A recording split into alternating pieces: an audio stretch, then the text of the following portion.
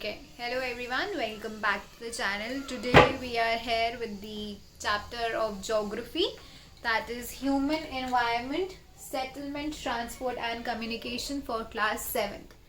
Now human environment क्या है इसके बारे में हमने chapter 1 geography में ही पढ़ा था. वो environment जो humans के around है उनसे related है. अब इस chapter में हम उनके basic 3 components के बारे में पढ़ने वाले हैं, that is settlement, transport and communication. Now before starting with one of each, what is settlement, what is transport and what is communication, let me give you a glimpse कि इस पूरे chapter में है क्या. Now starting with the first settlement, हम किसी भी चीज़ को कहते हैं settlement. हम आप केमिस्ट्री में experiments करते हो या कुछ भी करते हो, आप ग्लास में अगर चीनी भी घोलते हो तो कुछ भी घोलते हो तो नीचे वो सेटल हो जाता है. सेटल मतलब एक जगह इकट्ठा हो जाना. तो सेटलमेंट का मतलब भी यही है कि जहाँ लोग सेटल हो जाते हैं, मतलब एक जगह जहाँ वो रुक जाते हैं, थम जाते हैं, वहाँ रहते हैं. ठीक है. सेटलमेंट्स की ब्रॉडली 2 कैटेगरीज हैं, टेम्पररी और permanent. As the name itself suggest, temporary मतलब जहाँ पे लोग शॉर्ट टाइम के लिए रहते हैं. इसमें हम हंटर गैदरर्स, ट्राइबल लोगों को कह सकते हैं, या आज के टाइम पे मोर रिसेंट टाइम में हम ऐसे लोगों को कह सकते हैं जो ऑन अ ट्रांसफर बेसिस होते हैं, जिनकी ट्रांसफर होती रहती है from one place to another. Police officer, IAS, IPS, government servants in short. Permanent जो एक ही जगह पे लॉन्ग टाइम पे रहते हैं. ओके. टेम्पररी में हम अगर होटल्स वगैरह में रहने भी जाते हैं, घूमने जाते हैं फॉर द वेकेशंस, वो सब भी टेम्पररी में आता है. या आप पढ़ने जा रहे हो कहीं बार, सो ये there for a temporary basis and not for a permanent option. Now permanent है जहाँ पे आप लॉन्ग टाइम के लिए रहते हो, जहाँ आपका घर है, जहाँ आप रह रहे हो, that is a permanent settlement. Permanent settlement आगे और कैटेगरीज में डिवाइडेड है, रूरल और अर्बन. रूरल वो जहाँ पे लोग ज़्यादातर प्राइमरी एक्टिविटीज़ में एंगेज होते हैं और मतलब प्रोडक्शन ऑफ वेजिटेबल्स या डेयरी फार्मिंग इन सब में. वेराज अर्बन में ज़्यादातर सेकेंडरी और टर्शरी एक्टिविटीज़ होती है, मतलब या तो सर्विसेज, मैन्युफैक्चरिंग इंडस्ट्रीज वगैरह में एंगेज होते हैं लोग. और दूसरा है कंपैक्ट और स्कैटर्ड सेटलमेंट. इसके बारे में डिटेल में हम सेटलमेंट के अंदर पढ़ेंगे. दूसरा है ट्रांसपोर्ट. ट्रांस का मतलब ही होता है मूव होना. ठीक है. सो ट्रांसपोर्टेशन मीन जब आप एक जगह से दूसरी जगह पे जाते हो. Now it can be movement of goods, people, things, anything. ठीक है. इसमें 4 बेसिक कैटेगरीज है, roadways, railways, Airways and waterways. और इसमें हम डिटेल्स में इनके एडवांटेजेस और डिसएडवांटेजेस के बारे में पढ़ेंगे.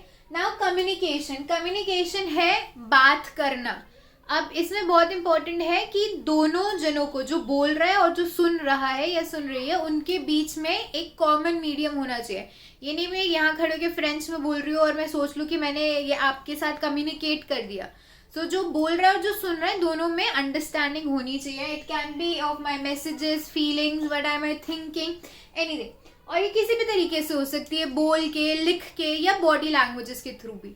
अब अगर कुछ गलत करते हो तो मम्मी पापा ये दिखाते, बस उससे पता चलता है कि हाँ कुछ गलत करा है, you don't have to do it.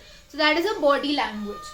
ठीक है. इसमें हम रोल्स पढ़ेंगे मीडिया का, मास मीडिया का और इंटरनेट का. अब हम डिटेल्स में पढ़ेंगे about the settlement. Okay, so now we are going to start the topic of settlements. As we discuss in introduction, settlement वो जगह है जहाँ पे कोई भी जाके रहता है. So as a definition says, place where people build their homes. Now जो लोग जगह decide करते हैं, that is called as site. हम अगर कोई कहीं पे किसी का घर कंस्ट्रक्ट हो रहा होता है या कुछ हो रहा होता है, तो लोग कहते हैं we are going to visit the site and everything. अब लोग ऑब्वियसली अगर रहने के लिए जगह ढूंढ रहे हैं तो उसके लिए उनके पास कुछ कैरेक्टरिस्टिक्स भी होने चाहिए. For example, it should have a favourable climate. ना बहुत ज़्यादा ठंडा ना बहुत ज़्यादा गर्म कि वहाँ रह ही नहीं सकते. Availability of water. Obviously it should not have scarcity of water. Water is a basic necessity of human beings. Land जो है फ्लैट लैंड अवेलेबल होना चाहिए जहाँ पे आसानी से कंस्ट्रक्शन हो सकती है. Transportation is easy. अब आपको ऑप्शन मिले कि दिल्ली में रहोगे या उत्तराखंड के किसी पहाड़ों में, तो obviously you will choose over Delhi, क्योंकि दिल्ली की जो नीड्स हैं वो दिल्ली में ज़्यादा आसानी से फुलफिल हो सकती है. And people also prefer fertile soil, ताकि एग्रीकल्चर जो है आसान हो जाए, because again food is another basic necessity of human beings. Now पहले के टाइम पे जो सेटलमेंट था, the first area that the people chose was to develop the civilisations around the river water. तो हमें पता है, चाहे हम नाइल वैली सिविलाइजेशंस पढ़े, अगर हम इंडस वैली सिविलाइजेशन पढ़े, जितनी भी पढ़े, most of them have developed around the reverse. ठीक है, जैसे जैसे ट्रेड कॉमर्स वगैरह बढ़ने लगा, वैसे वैसे डेवलपमेंट्स जो है हमारी और ज़्यादा जगहों पे ग्रो करने लगी, बिकॉज लोगों को और अलग अलग जगहों पे जाना पड़ा for purpose of travelling, fulfilling the needs, raw material के लिए या किसी चीज़ों के लिए. तो उस हिसाब से हमारा जो सेटलमेंट था वो भी इंक्रीज होने लग गया. Now broadly speaking, the first classification of if we talk about of the civil settlement is the permanent and the temporary civil settlements. So as I think the definition is clear by its name itself. permanent है जहाँ पे लोग ज़्यादा time के लिए रहते हैं, जहाँ पे लोग रहने के लिए जगह बनाते हैं, ठीक है, घर बनाते हैं फॉर देम, वो परमानेंटली हमेशा ये वही रहते हैं. Temporary, short time, temporary memory आपकी, मतलब आप बड़ी जल्दी भूल जाते हो कि क्या करा है क्या नहीं करा. तो टेम्पररीली ये मेरा टेम्पररी घर है, जब तक मेरा घर रेनोवेट हो रहा है, सो आई एम लिविंग ओवर है. सो जहाँ पे भी आप शॉर्ट टर्म के लिए कुछ भी करते हो, that is called as temporary. So temporary settlement when we talk about, so वो घर या वो जगह जहाँ पे हम शॉर्ट पीरियड ऑफ टाइम के लिए रहते हैं, वो घर चीज़ें ज़्यादातर अनसूटेबल प्लेसेस में हो सकती है. फॉर एग्जाम्पल माउंटेन्स में, फॉरेस्ट में, डेजर्ट्स में. Okay, how many of you, I think many of you would have seen the movie of Kedarnath. ठीक है, उसमें जब हम देखते हैं तो विंटर्स में जो लोग हैं ऊपर जो मंदिर के पास है उसकी जगह वो नीचे आ जाते हैं प्लेन्स के पास रहने के लिए, पहाड़ से थोड़ा सा नीचे आते थे, बिकॉज उस टाइम पे वहाँ पे रहना इज इम्पॉसिबल, क्योंकि टेम्परेचर क्लाइमेट बहुत ज़्यादा अनप्रिडिक्टेबल होता है and it is unsuitable for human beings to live. तो जब समर्स आती है तो वो अगेन ऊपर चले जाता है पूरा का पूरा विलेज, और सर्दियों में वापस नीचे आ जाता है. सो सच एरियाज में वहाँ पे ये टेम्पररी सेटलमेंट्स होती है. ज़्यादातर लोग प्रैक्टिस हंटिंग गैदरिंग करते हैं, कल्टीवेशन करते हैं, ये सब चीज़ें करते हैं when we talk about the temporary settlements. Now the next हम कह सकते हैं जो हमारा क्लासिफिकेशन है वो है रूरल और अर्बन का. रूरल ऑब्वियसली जो लोग विलेजेस में रहते हैं वो ज़्यादातर एंगेज्ड होते हैं एग्रीकल्चर में, फिशिंग में, फॉरेस्ट्री में, क्राफ्ट वर्क्स में, इन सब में, जिन्हें हम प्राइमरी एक्टिविटीज़ कह सकते हैं, जिनमें कुछ वो प्रोड्यूस करते हैं. ठीक है, यहाँ पे लोग ज़्यादातर एक सिंपल लाइफ लीड करते हैं. और सब रूरल जो सेटलमेंट की जो क्लासिफिकेशन है सेटलमेंट्स की, दो टाइप की हो सकती है, या तो वो स्कैटर्ड हो सकती है या कॉम्पैक्ट हो सकती है. अब स्कैटर्ड का मतलब ही क्या है, मम्मी आके डांटती है कि क्या सब कुछ बिखेर के रखा हुआ है पूरे घर में, कहीं कुछ पड़ा है कहीं कुछ पड़ा है. सो स्कैटर्ड मतलब बिखरा हुआ, एक दूसरे से दूर दूर. तो स्कैटर्ड सेटलमेंट का मतलब यही होता है स्पेस ओवर एक्सटेंसिव एरिया. एक घर यहाँ है, दूसरा घर वहाँ है, तीसरा घर वहाँ है, चौथा घर वहाँ है.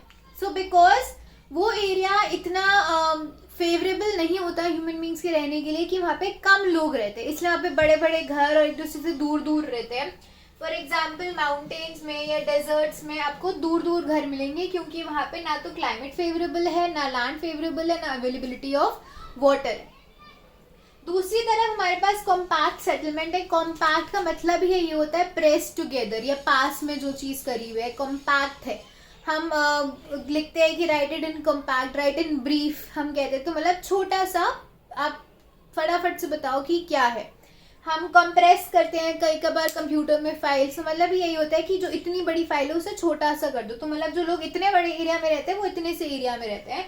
ये ज़्यादातर होता है जहाँ पे सूटेबल क्लाइमेट होता है, सूटेबल लैंड होते हैं. फॉर एग्जाम्पल प्लेन्स में, अगर जो भी विलेजेस है यूपी में, हरियाणा में, पंजाब में, वहाँ पे लोग पास पास में रहते हैं ज़्यादा, क्योंकि वहाँ पे क्लाइमेट भी फेवरेबल है, लैंड भी फेवरेबल है, अवेलेबिलिटी ऑफ वाटर भी है, अवेलेबिलिटी ऑफ फर्टाइल सॉइल भी है.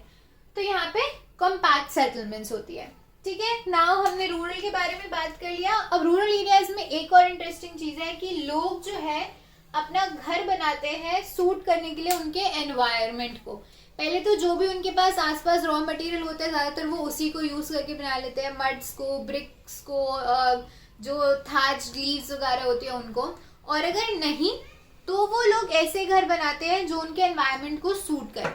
फॉर एग्जाम्पल स्लांट रूफ, अगर वो माउंटेन एरियाज में रह रहे हैं ताकि उनके छतों पे बर्फ़ ना इकट्ठी हो जाए, उसके प्रेशर से वो टूट ना जाए, या ठंड ना रहे बहुत ज़्यादा, या फिर स्टिल्स पे फॉर एग्जांपल जहाँ पे फ्लड बहुत ज़्यादा आता है तो वो लोग मतलब अपने घर को एक रेस प्लेटफॉर्म पे कंस्ट्रक्ट करते हैं ताकि अगर पानी आए भी तो वो सिर्फ नीचे नीचे तक आए.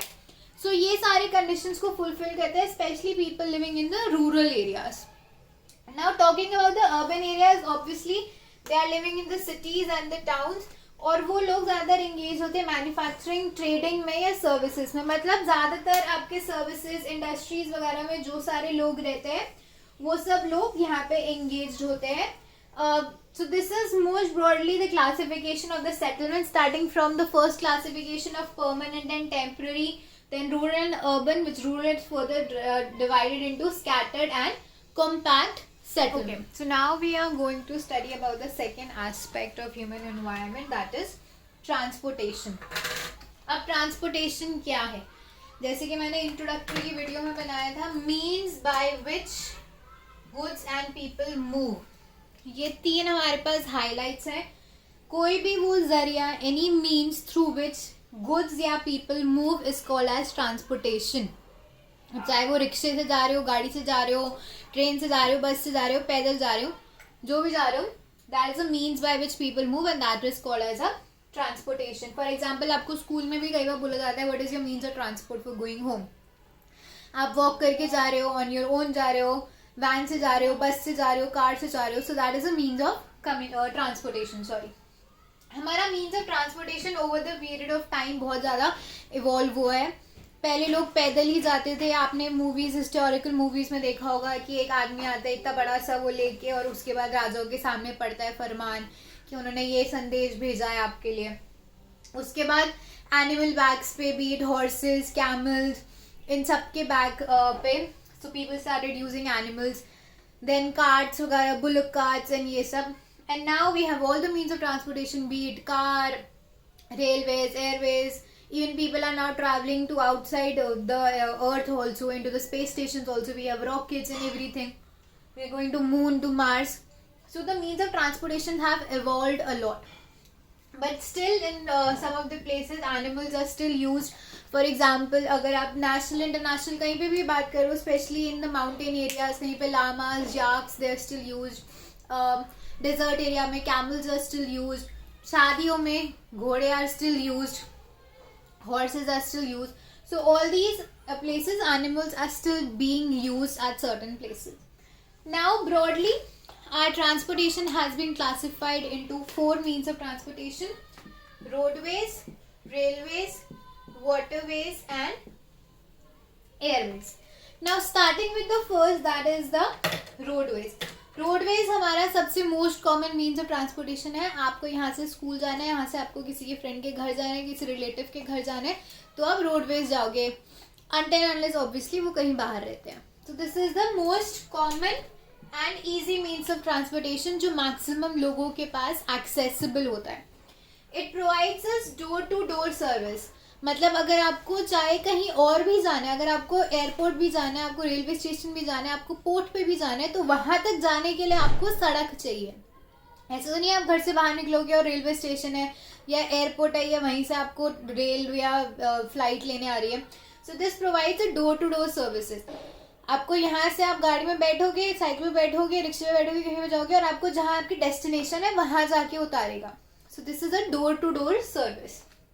अब इसके भी 2 क्लासिफिकेशन है, मेटल्ड और अनमेटल्ड, जिसे हम पक्का रोड या कच्चा रोड भी कह सकते हैं. पक्का रोड जो मेटल्ड है, जो ऑल वेदर रोड होती है, जिसमें हमने सारे कंक्रीट और ये सब यूज करके बनाई होती है, जो हर वेदर में चलती है. दूसरी है अनमेटल्ड, जिसे हम कच्चा रोड कहते हैं, जो हमारी मिट्टी और इन सब से है. वो ज़्यादातर जब पानी होता है, मानसून आता है, तो it just gets washed away and it is rebuilt again. So these are the 2 types of roads.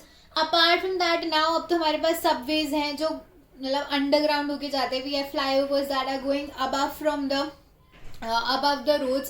So we also have developed other kinds of roads also apart from the metalled and the unmetalled.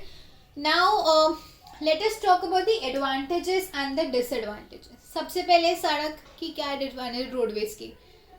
आपको पैदल जाना है, आप पैदल जा सकते हो, free में हो गया। आपके पास अपनी कार है, आप उससे जा सकते हो। आपको पब्लिक ट्रांसपोर्टेशन चाहिए, आप उससे जा सकते हो।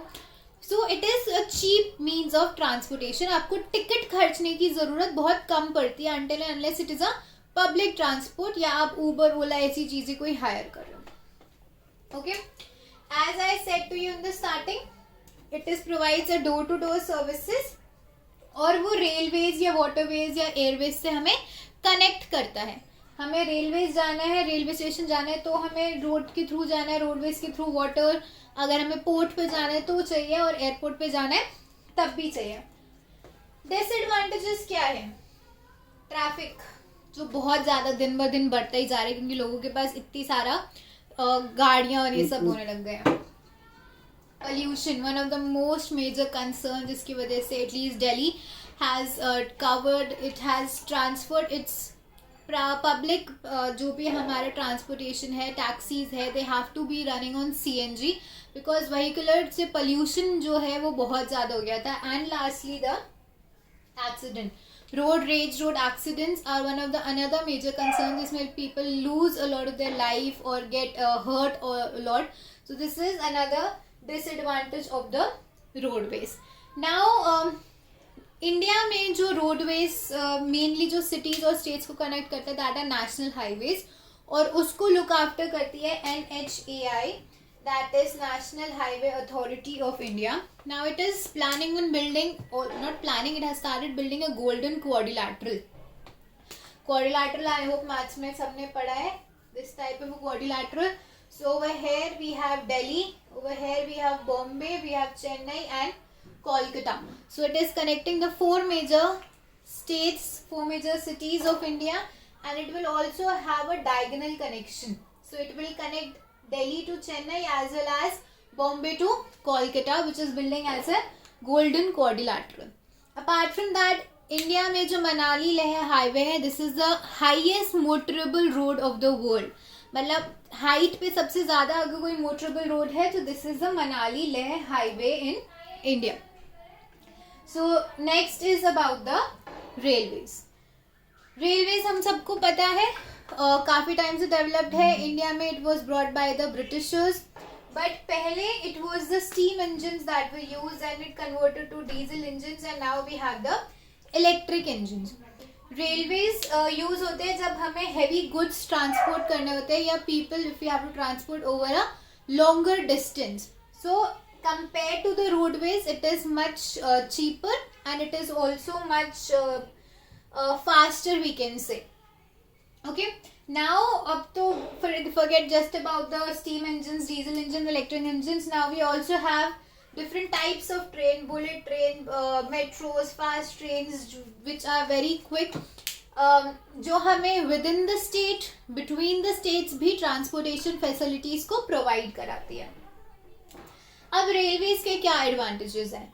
First of all, as we discuss, it is faster than roadways. अगर हमें लॉन्गर डिस्टेंसेस ट्रैवल करना है from Delhi to Kanyakumari, Delhi to Bombay, Delhi to Goa, तो हमारे को कार में चाहे 6 दिन लगे, 4 दिन लगे, हम रेलवेज में मैक्सिमम 1.5 2 days में पहुंच जाएंगे. ठीक है. So as I said, it covers long distance over a less period of time. Now since we have electric engines, so obviously it is less of the pollution that is created. Now disadvantages क्या हैं? जो difficult undiluting terrains है, जैसे desert areas हो गया, mountains हो गया, heights पे हो गया, वहाँ पे railways इतने ज़्यादा we can say कामयाब नहीं है, because वहाँ पे railway lines ले करना भी बहुत ज़्यादा difficult हो जाती है. But yes, with the time हमारी technology develop कर रही है, हम build कर रहे हैं railways on the higher altitudes also. But still अगर हम देखें तो जो हमारे डिफिकल्ट टेरेन्स है उन्हें कनेक्ट करना रेलवेज के थ्रू एक थोड़ा सा प्रॉब्लमैटिक रहता है. नाउ इंटरेस्टिंगली, हमारे इंडिया की जो रेलवे नेटवर्क है, the Indian railways is one of the largest, not one of the, it is the largest railway network in Asia. And अगर हम वर्ल्ड की लार्जेस्ट लॉन्गेस्ट रेलवे लाइन की बात करें तो that is trans Siberian railways, जो basically 2 extreme points of Russia continent को की कंट्री को कनेक्ट करता है. That is the longest railway in the world. आपकी बुक में इसका डायग्राम भी गिवन है, you can refer to that also. Then coming on to the waterways, ठीक है। वाटरवेज हमेशा से इंडिया को जब discover, I will like to correct that जब इंडिया में पहली बार यूरोपियंस और सब पहुंचे थे, तो that was through the use of waterways, ठीक है। I did not use the word discover because India was already there, उन्होंने कुछ नई चीज नहीं खोजी थी, उनको रास्ता, they discover the sea route to India, okay. So it has been use since ancient times. Europeans वगैरह जो भी इंडिया से ट्रेड वगैरह करते थे, that was through the sea root, क्योंकि ना तो इंडिया यूरोप को रेलवेज के थ्रू कनेक्ट करा जा सकता है, ना कि रोडवेज से, तो that was only possible through the waterways at that time, क्योंकि एयरवेज था नहीं। देन अगर हमें हेवी और बल्की गुड्स को लॉन्ग डिस्टेंसेस के लिए यूज करना है, सो that is best suitable by the use of the waterways, क्योंकि हमारी टेक्नोलॉजी हमें अलाउ करती है कि हम जितना मर्जी weight, obviously according to the container, हमारी शिप जो है उसके कंटेनर्स के में अलाउ करती है कि हम बल्की और हेवी मटेरियल को भी ट्रांसपोर्ट कर सकते हैं, जो कि हमारे एयरवेज के थ्रू पॉसिबल नहीं होता, क्योंकि वहाँ पे हमारे पास वेट की रिस्ट्रिक्शंस होती है। देन हमारे पास दो ब्रॉड कैटेगरीज ऑफ वाटरवेज है, inland and sea routes. Inland obviously with in the land, जो हमारे रिवर्स के थ्रू बेसिकली नेविगेशन होती है। हमारे पास गंगा ब्रह्मपुत्र रिवर है इंडिया में, नाइल है हमारे पास, न्यू लेक्स है हमारे पास, जो कि हमको with in the land navigation के लिए हेल्प करती है, जो कि पहले बहुत ज़्यादा यूज होता था, but with the time it is reduce now. And sea routes obviously internationally हमारे को गुड्स और मर्चेंडाइज को ट्रांसपोर्ट करने के लिए हेल्प करते हैं ओवर द लॉन्गर डिस्टेंसेस। हमने एडवांटेजेस ऑब्वियसली अभी तक ऑलरेडी डिस्कस कर लिए हैं, लॉन्ग डिस्टेंसेस के लिए सूटेबल है। और अनदर बेनिफिट इज कि हमारे को इसके लिए कोई भी पाथ कंस्ट्रक्ट करने की, रूट कंस्ट्रक्ट करने की जरूरत नहीं, क्योंकि ये पानी में चलता है, तो हमें कोई जरूरत नहीं है एक पाथ को रोड कंस्ट्रक्ट करनी पड़ती है। रोडवेज के लिए रेलवे लाइन बिछानी पड़ती है फॉर द रेलवेज, हमें वाटरवेज के लिए ऐसा कुछ भी करना जरूरी नहीं है। And if we compare to the railways, it is much cheaper, airways के कंपैरिजन में it is much cheaper to transport goods and merchandise through the waterways. Disadvantage इसका सबसे बड़ा है is the effect on the environment. जब कोई ship rake हो जाती है, मतलब टूट जाती है, डूब जाती है, या फॉर एग्जांपल वाटरवेज के थ्रू ऑयल बहुत ज़्यादा ट्रांसपोर्ट करते हैं, तो अगर ऑयल स्पिलेज हो जाता है तो हम उसको कहीं से भी रोक नहीं सकते हैं, ना हम उसे उठा सकते हैं, because it reaches the ocean bed. तो वो हमारे पानी को बहुत ज़्यादा पल्यूट करता है। अगर ऑयल स्पिल हो जाता है, कोई केमिकल स्पिल हो जाता है, तो हमारी मरीन लाइफ को बहुत ज़्यादा हार्म करता है। तो this is the biggest disadvantage of the waterways. Now talking about the airways, we all know this is the fastest means of transportation, but it is also the most expensive means. Why? Because जो airways के लिए हमारा fuel use होता है that is very expensive, और वो एक ही flight में बहुत ज़्यादा फ्यूल भी कंज्यूम करते हैं, ठीक है। बट अगर हमें कोई भी रिमोट एरियाज को एक्सेस करना है, फॉर एग्जांपल जो हमारी टीम्स अगर अंटार्कटिका में है, वहाँ पे उन्हें रेस्क्यू करना है, या इंडिया में अगर नॉर्थ ईस्ट में है, कहीं लद्दाख वगैरह में कुछ है, अंडमान निकोबार आइलैंड्स है, लक्षद्वीप है, अगर हमें वहाँ पे एक्सेस करना है रिमोट एरियाज में जो ना तो रेलवेज ना रोडवेज से कनेक्टेड है, और अगर वहाँ पे वाटरवेज भी नहीं है, तो the only means we have is through the Airways.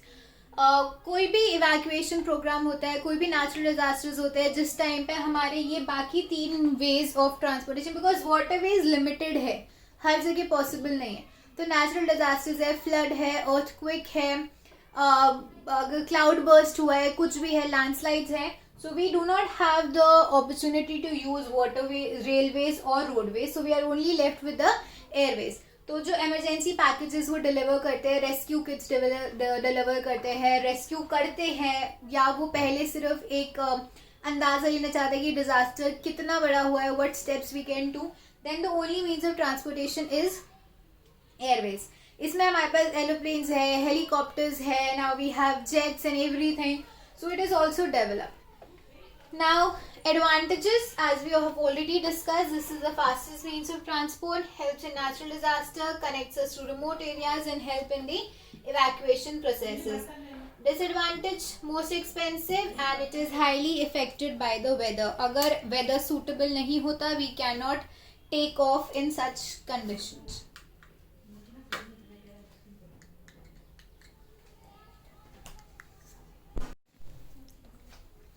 Okay, now coming to the last topic of the chapter, that is communication. So as we discussed, what is communication? Conveying messages to other. जैसे मैंने आपको introduction में भी बताया था कि messages सामने वाले को कन्वे होना ज़रूरी है. ये नहीं कि मैंने बोल दिया और ख़त्म, दूसरे को समझ में आया नहीं आया, उसके पल्ले पड़ा नहीं पड़ा, मेरा कोई लेना देना नहीं है. This is not communication. The other person should understand what am I saying. I cannot be speaking here, speaking in French, Japanese, Italian और आप लोगों को समझ में ना आए, तो ये कम्युनिकेशन नहीं है. सामने वाले को समझ में भी आना चाहिए कि what am I trying to say, convey, write or do anything. Okay? As I say, it can be done in any form.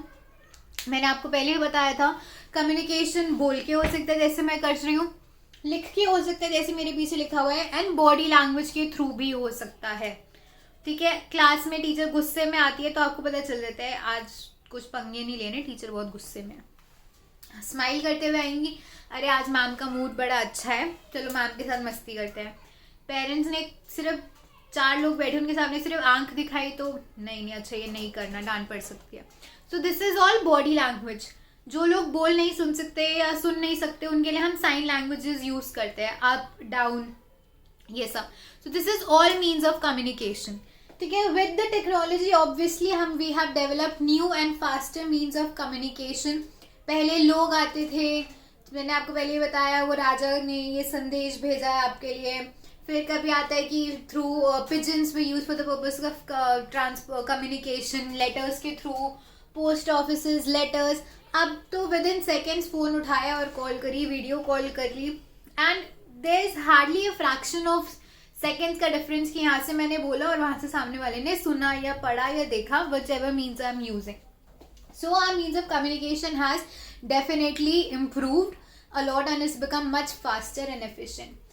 हम मीन्स ऑफ कम्युनिकेशन बहुत सारी चीज़ों के लिए यूज़ करते हैं. एंटरटेनमेंट, मूवीज़ देखते हैं, सॉन्ग्स देखते हैं, वीडियोज़ देखते हैं, टीवी शोज देखते हैं, ये सब देखते हैं. This all for the purpose of entertainment. Information, news देखते हैं, न्यूज़पेपर्स पढ़ते हैं, मैगजीन्स है, सोशल मीडिया है. ओके, देन एजुकेशन, जो मैं वीडियो बना रही हूँ this for the purpose of education. आप बुक्स पढ़ते हो that is for the purpose of education. Discovery channel है, वो दोनों में आ सकते हैं, इन्फॉर्मेशन भी, एजुकेशन भी. सो बहुत मल्टीपर्पज है for the purpose of communication. और आप this is another basic necessity. मतलब अगर आपको अकेले एक दिन के लिए छोड़े, 2 दिन के लिए छोड़े, तो आपको समझ में आए ना, आपके पास कुछ देखने के लिए, ना कोई बात करने के लिए, ना फोन करने के लिए, आप कब तक अकेले बैठे रहोगे. So communication is a necessity ना. जब एक जने से बात करना हो तो this is a normal communication. मैं कोई भी मीडियम यूज कर सकती हूँ, फोन करा, कुछ भी करा.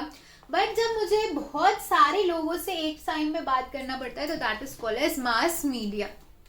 फॉर एग्जाम्पल, अगर स्कूल में अनाउंसमेंट होनी है कि कल छुट्टी है, तो अब टीचर या प्रिंसिपल जाके एक एक को तो क्लास में बोलेगी नहीं. She will on the announcement system and will speak that tomorrow is an off. So सबके पास एक साथ चला गया. तो हमारा एंटरटेनमेंट इंडस्ट्री, हमारा इलेक्ट्रॉनिक मीडिया, हमारा प्रिंट मीडिया, ये सब वेज है ऑफ मास मीडिया. जब हम एक टाइम पे बहुत सारे लोगों को इकट्ठे गैदरिंग करते हैं, जब इलेक्शन से पहले पॉलिटिकल रैलीज होती है, these all are a ways through which we are doing the communication of mass media. अब आज के टाइम पे ईमेल, मैसेजेस जो भी पॉसिबल है, this is all possible because of the satellites. I hope you understand what are the satellites.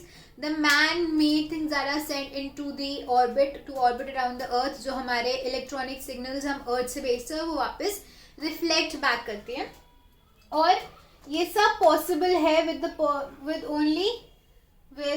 only the help of the satellite. चाहे हमारा internet हो, चाहे हमारा हमने फ़ोन करना है किसी को. इसके अलावा satellites also help a lot in purpose of oil exploration. Sea bed में कहाँ कहाँ पे वो मैपिंग करके थर्मल स्कैनिंग वगैरह यूज़ करके हेल्प करते हैं. फॉरेस्ट को सर्वे हम अंदर जाके देखेंगे तो चीज़ हमें अच्छे से नहीं दिखती जितनी हमें ऊपर से दिखती है. तो फॉरेस्ट का survey, underground water level, again thermal scanning वगैरह वो यूज़ करते हैं, सैटेलाइट इमेजरी यूज़ करते हैं. डिज़ास्टर वार्निंग, जैसे हमें टॉर्नेडोज, हमारे कोई भी नेचुरल डिज़ास्टर अकर होने वाला होता है, सुनामी ट्रिगर होती है, कुछ भी होता है, तो उसके लिए weather warnings, disaster warnings already generate कर देते हैं. मिनरल डिपॉजिट्स है, कितनी वेल्थ है, कहाँ है. वेदर फोरकास्ट, कल का वेदर फोरकास्ट, अगले 10 दिन का वेदर फोरकास्ट मेरे पास ऑलरेडी होता है कि बारिश हो सकती है, सनी है, विंट्री है, विंडी है, जो भी है. And so repeated the disaster warnings.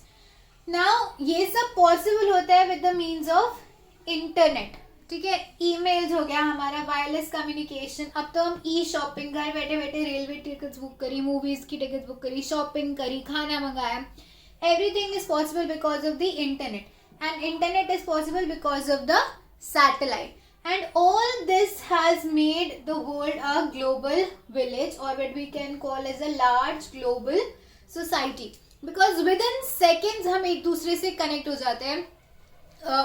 अभी 2 दिन पहले US president took the oath, तो हम इंडिया में बैठे भी देख रहे थे, कोई न्यूजीलैंड में बैठा भी देख रहा होगा. जब इंडिया के इलेक्शंस आते हैं तो यूके, कनाडा, न्यूजीलैंड हर जगह बैठ के देख रहे होते हैं. So this has made a world connected with each other, and it has made it a large global society, जहां हम सेक्लूडेड नहीं है एक दूसरे से, हम एक दूसरे से बहुत ज़्यादा कनेक्टेड है. Connectivity is of everything, of people, services, institutions. Company US की होगी, उसका प्रोडक्शन इंडिया में हो रहा है, चाइना में हो रहा है, श्रीलंका में हो रहा है. So it has connected everything, and this is possible because of the communication. अगर आज भी लोगों को चल के या चिट्ठियाँ कबूतरों के थ्रू भेजनी पड़ती हो सकती, तो एप्पल का प्रोडक्शन इंडिया या चाइना में नहीं हो रहा होता, वो भी वहीं होता. फर्स्ट ऑफ ऑल एप्पल खुद ही नहीं होता. Okay, with this we have completed all the 3 components of human environment. We started with settlements, then we came to the transportation, and this is the means of the communication. I hope you have I have cleared all the doubts of you regarding this chapter. इस chapter में maps भी है.